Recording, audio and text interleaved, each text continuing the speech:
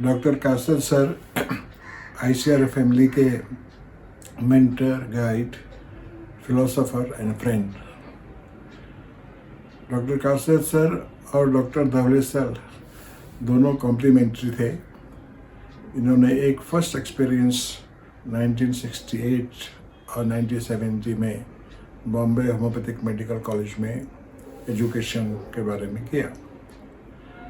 वो experiment pilot project था और उनमें ये प्रैक्टिस ओरिएंटेड ओपीडी के अंदर बच्चों को केसेस दिखाते थे और जो उनके साथ स्टूडेंट खड़े रहते थे, एंड में वो पूछते थे रेमेडी क्या आई। थोड़े दिन के बाद में जो रेमेडी स्टूडेंट बोलता था वही प्रोफेसर दवा देता था, तो एक ही दवा आ जाती थी। 1975 में डॉक्टर कासर सर और डॉक्टर धवले सर ने 1975 में आईसीआर एजुकेशन शुरू किया। आईसीआर एजुकेशन का मेन जो कंसेप्ट था डिलीवरिंग द एक्सीलेंस, और इसके अंदर जो स्टूडेंट आते थे फर्स्ट बैच में तो सभी प्रोफेसर, प्रिंसिपल, एजुकेशन से रिलेटेड लोग थे और थोड़ा से जो सर के साथ स्टूडेंट काम करते थे वो थे। उसके बाद 1975 से लेकर 1985 तक दोनों ने एजुकेशन को लाने के लिए होम्योपैथिक एजुकेशन को अपलिफ्ट किया, जो साइंटिफिक, लॉजिकल और सिस्टम बनाया जिससे एजुकेशन में स्टैंडर्डाइजेशन आया। वहाँ पे भी देखा गया कि जिन बच्चों ने अच्छी तरह से काम किया था सिस्टम फॉलो करने से, मतलब केस बेस्ड स्टडी थी, एविडेंस बेस्ड स्टडी थी, केस रिकॉर्ड करना, प्रोसेस करना, रिपोर्टेशन करना, फिर उसका पोटेंशियल डिफरेंशियल फील करना, मेटेरेमेडी का पढ़ना, ये सब करके जो बच्चा सिस्टमेटिकली काम करता था वो बच्चा सही रेमेडी पे पहुंच जाता था।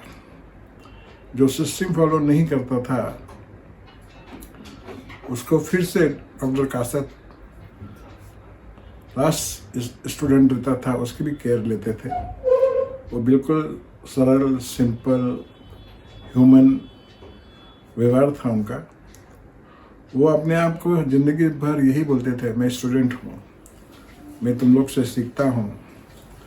तो हम लोगों को भी बड़ा लगता था ये कितने बड़े आदमी, प्रोफेसर, एजुकेशनिस्ट, रिसर्चर, और जो भी काम होता था सिंपोजिया रन किए जाते थे, वो भी इंटेंस सिंपोजियम होते थे और डॉक्टर कासर सर सभी केसेस का काम करके आते थे और वो गाइड को सबमिट करते थे हमारा काम। हम में से बहुत लोग काम करके भी नहीं आते थे, तो हम लोगों को लगता कि सर इतना काम करते हैं, हम लोग क्या करते हैं। उस वक्त इंटेंसिव स्कूल भी होता था, जो इंटेंस एक्सपीरियंस 10 दिन का बॉम्बे से बाहर किया जाता था और उसके अंदर आदमी को अपना बेस्ट देना पड़ता था। वो 10 दिन कैसे गुजरते थे वो मालूम नहीं, और वो 10 दिन होने के बाद में फिर सिंपोजियम आता था।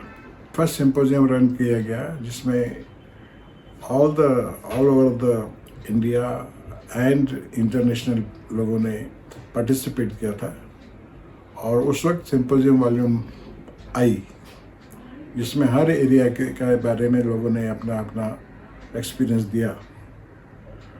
डॉक्टर कासर सर का उसमें लाइन्स शेयर था।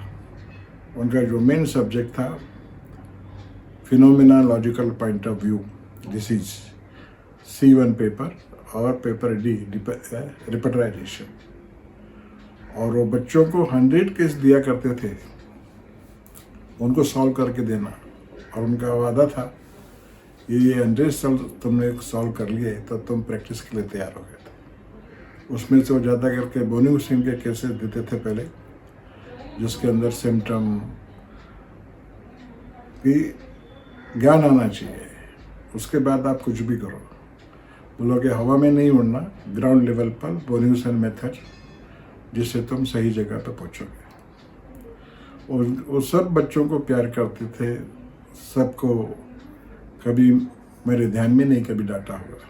ये कोर्स 1 साल का रहता था और जो बच्चे तैयार नहीं रहते थे उनको तैयार करके 1.5 साल 2 साल जब वो अपीयर हों तब, कोई टाइम लिमिट ऐसा नहीं था। मगर जब तक आप तैयार नहीं होते नहीं, आपको एग्ज़ाम में नहीं बैठना। और ट्रेनिंग इतनी इंटेंस रहती थी कि 15 बच्चों की सीट रहती थी, उसमें से आधे बच्चे 6 महीने में छोड़ देते थे। हमें कभी कभी लगता था ये छोड़ क्यों दिया, बोलो अच्छा है, वो होम्योपैथी के लिए अच्छा है और वो बच्चे के लिए भी अच्छा है। और ये भी अनुभव कि जो बच्चे छोड़ के जाते थे वो दूसरे बच्चों को रिफ़र करते थे। उनका दिल इतना सीधा सरल सिंपल था, उनको गॉड मैन बोल सकते हैं। उनका वाइटल ताकत एनर्जी पे बहुत विश्वास था। उनको मैंने कभी थका हुआ देखा नहीं, कभी आलस में देखा नहीं। सर के साथ कंधा से कंधा मिला करके ICR का कोर्स होता था। उस ICR से जो बच्चे निकलते थे उनको एजुकेशन सिस्टम में बहुत मान सम्मान से लिया जाता था। जो बच्चे निकले उन्होंने बहुतों ने अपने खुद का इंस्टीट्यूट खोला, वो इंस्टीट्यूट चलाते हैं। बहुत से प्रोफेसर बने, बहुत से एजुकेशनिस्ट बने, बहुत से रिसर्चर बने। तो इतना काम करने वाले up to age of 90 he was attending his clinic. और 90 के बाद जब फिजिकल सिस्टम ने इशारा दिया कि अब ज़्यादा नहीं, तब उन्होंने एजुकेशन सिस्टम, घर पे कोई आया तो उसको भी बताते थे। तो उनके लिए जो सबसे बड़ी श्रद्धांजलि हो सकती है या है, उन्होंने जो बात चलाई, हम सब उस बात में चल करके पाथ ऑफ एक्सीलेंस पे चले। उन्होंने खुद करके दिखाया, तो हम सबको उनको भावपूर्ण श्रद्धांजलि है। और उनकी आत्मा को तो शांति जरूर मिलेगी, because he has not lived in vain, he was work work work. वो डॉक्टर धोले सर के राइट हैंड थे, दोनों मिलकर बहुत अच्छा काम करते थे। और आज उन्हीं की वजह से ICR एजुकेशन एक स्टैंडर्ड का एजुकेशन माना जाता है।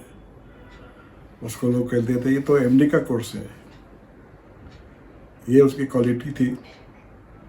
और वहीं से निकल के बच्चे प्रिंसिपल बन गए, प्रोफेसर बन गए, रिसर्चर बन गए, एजुकेशनिस्ट बन गए। They are doing well to the homeopathy. And एक स्टैंडर्डाइजेशन लाया कि if you follow the system you will get the remedy.